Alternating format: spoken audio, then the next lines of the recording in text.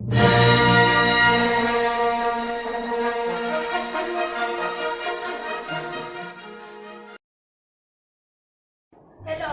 this is the IELTS speaking test. Tell me your full name, please. My name is Oliver Gobatu. And can you tell me where you're from? I'm from a small town near Northampton in the UK. Can I see your identification, please? Yes, of course, here you are. Okay, thank you very much. Now, in the first part, I'd like to know something about you. First of all, can you tell me about what kind of music do you like? Sure, I'm a big fan of what you might call alternative electronica. It's hard to clarify because when you say electronica, people think of dance music, but I don't call it that. Basically, I listen a lot of stuff with hip-hop, funk, or disco influences, but most of my friends think my taste of music is a bit weird. I see. And where do you like to listen to music? I listen to music pretty much any time that I'm at home. So if I'm doing housework or cooking or anything like that, I put some music on. Sometimes I also listen to music on the bus, especially if I'm going to play sports or the gym. I'll listen to high energy tunes on the way to get myself pumped up. Yeah, okay. Why do you think music is so important in many people's lives? That's a big question. Well, first of all, music has always been part of human culture. So, in that sense, obviously, it's an important part of our lives. I guess that's because music can have such a powerful effect on our emotions. Music can lift you up or inspire you, or make you feel sad. I certainly find it hard to live without it. I'd like to move on and talk about transport. What's the best way to get around your city? I live in quite a small town, so it's very easy to get around. You can walk or cycle a lot of places, although some roads are a bit dangerous for bikes. There are buses which are very relatable, but they are not the fastest way to get around. Finally, you can get a taxi on an elbow if you want to get somewhere fast and you don't mind paying a bit extra. Alright, and have you ever learned to drive? Yes, I learned in the UK as soon as I was old enough, although I have to say I haven't driven for several years. I'm not sure if you want to get in car with me, but I guess I pick it up again quite quickly. There's just not much point in having a car where I am now, because I can walk or ride my bike around the town and take public transport if I want to go somewhere else, for weekend or whatever. I see. Do you think everybody should learn to drive? That's a strange idea. I think it's up to each person to decide. It can be very useful in some places. For example, where I grew up in the UK, it's a rural area. If you don't have a car, you are pretty isolated. If you live somewhere like that, you should probably learn to drive, but it's still a choice, right? Now, I'm going to give you a topic, and I'd like you to talk about it for 1 or 2 minutes. You have 1 minute to think about what you are going to say. You can make some notes to help you if you wish. Are you ready? Yes. Okay. Please tell me about something difficult you learned to do. So, I'm going to tell you about learning to drive a car with a manual transmission. I'm from the States, and almost no one drives a manual there. Most cars are automatic. When I came to Europe, I found it was totally the opposite here. Driving a manual is the norm, and automatics are rare. I guess here they are associated with very expensive luxury cars. Anyway, I had to learn to drive stick, and it was so difficult. It was doubly hard because I already knew how to drive. So it felt extra frustrating to be behind the wheel but unable to do the thing I would normally do. Maybe it was a good idea, but I didn't get any help. I could have gone to a driving school, but I didn't. I just practiced and tried to learn by myself by driving around car parks or open spaces and things like that. This was okay, but when I went out and drove probably on the street with the traffic, it was super stressful. I just couldn't get any clutch right, and then I stalled and I'd be stressful out while everyone was honking at me. I can't say that I'm glad that I learned it. I mean, I just learned to do because I had to, and I didn't enjoy the experience. If I were up to me, I'd rather just have an automatic car. Thank you. So what do you use your car for? Mostly for getting to work. I live quite far from the nearest metro station, and the bus lines aren't good, so it's much easier to drive. Sometimes we go out for the town for the weekend too. Right. I'd like to ask you some questions related to this topic. First, let's talk about learning new things. What motivates people to learn new things? Wow, that's a big question. Well, there are a lot of reasons. The main one, I guess, is just necessity. For example, if you want to work in a particular field, you will need some specific training skill, qualification, then you will need a new job. You generally have to adapt and learn a lot of new things even if you came in with a lot of theoretical knowledge. What else? I think also interest is important. I mean, people learn new things because they are interested in them or they find something enjoyable. For example, no one needs to learn to play a musical instrument, but a lot of people do, so because it brings them pleasure. Do you think the way that people learn new things has changed compared to the past? Absolutely. Of course, the internet and the development of the smartphone and other new technologies have had a huge influence. We all have easy access to so much information now, which I wasn't the case in the past at all. Because before people would need to dedicate a lot of time and effort to find experts to do research in order to learn about something new. Now, you can find tutorials online, ask people for help in discussion forums, and things like that. So, it's a big difference, but I think it's mostly for the better. How do you think technology will change the way people learn new things in the future? I'm not sure. I think we'll see the same trends developing. What I mean is, the big changes have already happened, but I don't think they have run their course yet. So, a lot of people still have the idea that you learn something by going to the class, reading books, and so on, and they haven't realized that you just have more options nowadays. To tie all this together, I think that in the future education and learning will be more globalized and democratic in that everybody will have similar opportunities to learn. I suppose that might mean that formal education diminishes in significance, but I'm not sure that will actually happen. Okay, let's move to talk about school and education. How can parents or students choose the best school or university? In my experience, the only way to know what school or university is really like is to take the people who already study there and see what they are. Of course, you can go and look around, but I don't think you have learned very much just by walking around the the school.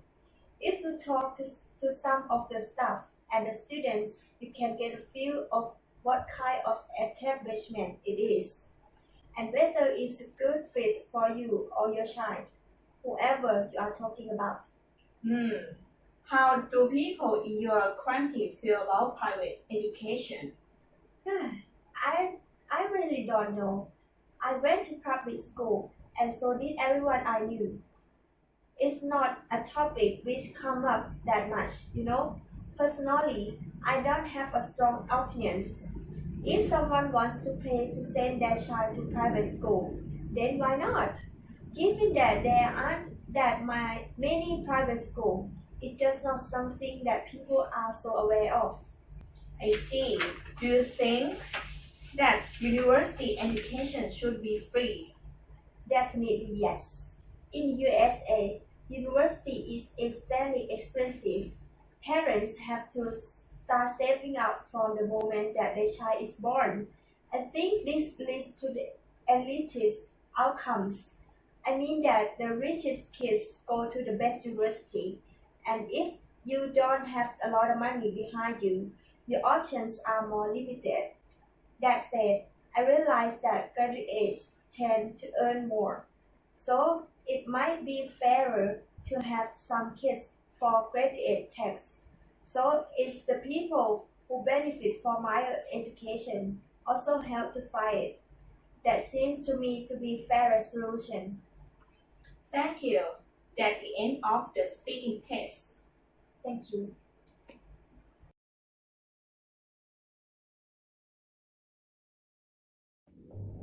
Welcome to speaking portion of the IELTS exam. My name is Adrian. I will be your examiner of this part of the test. May I see your identification, please? Thank you. And what is your full name? My full name is Ruth Ann, and my surname is Loco. Also, you can call me Veronica. Okay, Veronica.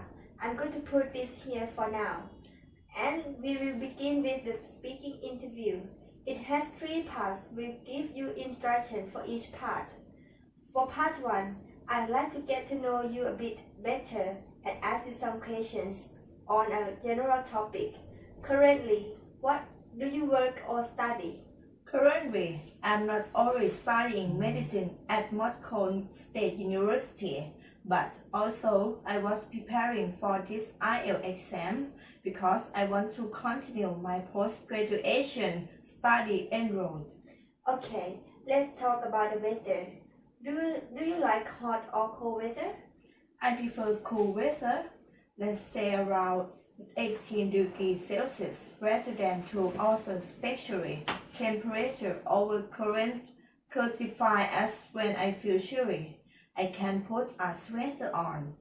But if I'm boring in the summer heat, there is actually nothing I can do, and the temperature now is about 20 degrees and 19 just created. What is the weather usually like in your city? Well, the weather in Moscow varies depending on the season. Summer are warm and the winters are cool. In December, it's about -10 and summer I mid-20s.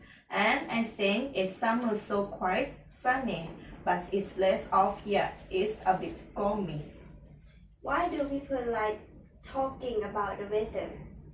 That's an interesting question. I think people like to talk about the weather because it's a good way to start a conversation, like everybody has an opinion about the topic and nobody is too sensitive about that, so it's a great icebreaker.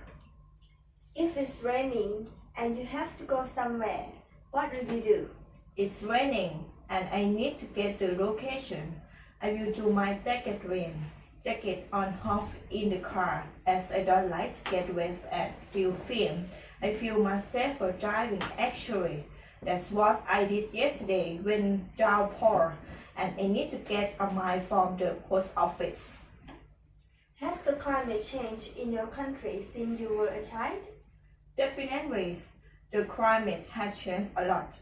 Now it's a much warmer than it used to be. For example, when I was a kid, I remember I was going to school in 1 meter of snow and it was -15. This doesn't happen. Okay, that is the end of the part 1. For the part 2, here is a card. Please don't turn that over. It has question. Here is some note paper and a pencil. You will have 1 minute to look at the question. Think about your answer. You may take notes if you wish.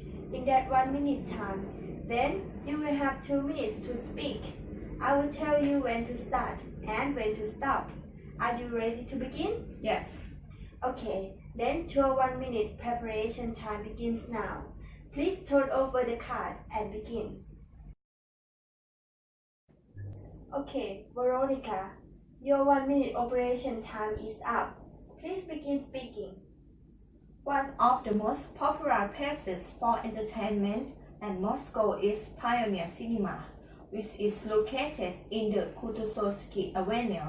It was built a number of years ago and it contains several screens and also an open-air theater, which is located in a different place and this screen in open-air cinema has different programs, including programs for kids and also festival as special films, and every day thousands of people to go there to have guest experience for watching, because it's a great quality of the feeds and great sound also, and there not only Hollywood films you can see there, but also comedies and dramas and other genres from over the world, including Russia and Europe, and it's so popular among people also because of the overall experience you can get there.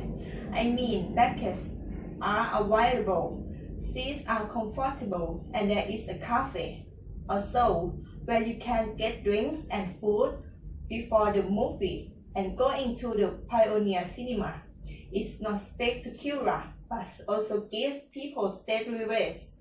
I rarely so give steady rest to people. Today relax and forget about everyday problems, and me, personally, I go to Pioneer Cinema time after time twice a month and enjoy everything there. Okay, Veronica, your 2 minutes is up, so I'll stop you there. Can you pass me back the card, the note paper, and the pencil? Thank you. And now we will continue with the part 3. For the part 3, I will ask you some more questions related to the topic of part 2. Let's talk more about having fun. Why is it important for people to have fun every once in a while? So there is a saying that all work, no pay makes people angry, and I tend to believe this. I think that having fun is a great way to stress release, like misses a day. I was so tired from and stressed from my work, so I went to stand-up comedy show. At times, people enjoy themselves by watching violent sports such as boxing. Is it acceptable? Why or why not? Tough question. Let me think a bit. Well, I think that it's acceptable as long as there are regulations in place to keep people from mortal harm, and as long as everybody participates willingly. How have people's entertainment activities changed in the last 20 years? Will they change in the future? Definitely, it has changed from past 2 decades. Technology has changed the host way people entertain themselves. Like now, people spend more time with digital devices and with each other, and going for hikes or playing in the park, going out of time. For instance, I have a cousin and he keeps always running around with a tablet in there and playing Minecraft. Let's discuss recreation centers. What are some common facilities available in recreation centers? Recreation centers in Moscow usually have football field, swimming pool, and sport field as well. Also, there is a coffee shop with activity with a different equipment. I have such a recreation center near my home in Moscow, and it has all this, and I go there twice a week. Is it the government's responsibility to build public recreation centers, or should they be privately owned? Why? That's interesting actually. I think private investors could build such a center. Why not? But offshore, It's a government responsibility to build such a centers to invest money to give people the impulse to go there and subsidize costs. How can a thematic centers benefit a community, and what is the best way to achieve the goals? The healthy population means healthy society. That is the main thing, I believe, but also such a center is a great space for communication. Every time I go to my yoga class, I participate in quite interesting and beneficial box. They like last time already give me graceful remedy. Okay, that is the end of the part 3, and that concludes the speaking portion of the IELTS exam. You will have your marks in about 2 weeks' time with the other sections of the test. Here's your passport. Don't forget you to have a wonderful rest of the day. Bye for now. Thank you so much.